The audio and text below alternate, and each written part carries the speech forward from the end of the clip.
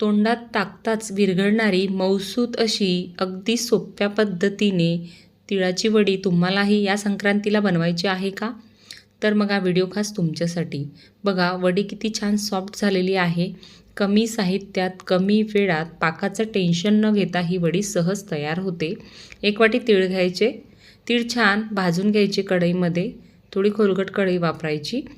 छान असे तळतळेपर्यंत हे तीळ आपण भाजून घेतले, एका ताटात काढले. त्याच वाटीने अर्धा कप आपण शेंगदाणे घेतलेत त्या कपाने आणि शेंगदाणेसुद्धा छान भाजून घेतलेले आहेत.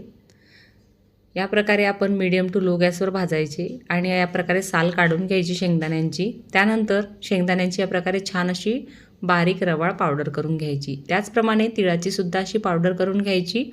आता तिळाची आणि शेंगदाण्याची पावडर आपण मिक्स केलेली आहे. त्यातच आपल्याला 1 चमचा वेलची पावडर घालायची, अर्धा चमचा जायफळ पूड घालायची आहे.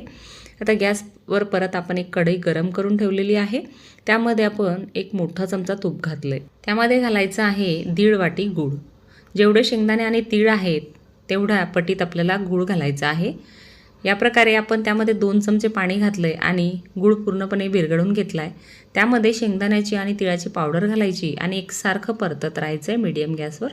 परत 1 चमचा तूप आपण घातलेलं आहे. हे तूप आपण घातल्यामुळे वडीला छान अशी चमक येते. आता बघा छान अशी वडी आपण परतून घेतली 5 मिनटं आणि त्यानंतर ताटात या प्रकारे पसरून घ्यायची आहे तूप लावलेल्या. थोडेसे तीळ भुरभुरायचे आहे, छान दिसतात. या प्रकारे वाटीने एकसारखं हे मिश्रण असं दाबून घ्यायचं आहे. आता साधारण अर्ध्या तासानंतर ही वडी लगेच कापायला तयार होते. बघा किती छान सोप्या पद्धतीने मऊसूत अशी तिळाची वडी सहज तयार करता येते.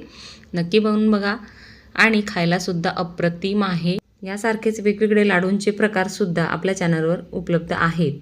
तर आजची रेसिपी आवडल्यास व्हिडिओला लाईक, शेअर आणि चॅनलला सबस्क्राईब नक्की करा. धन्यवाद.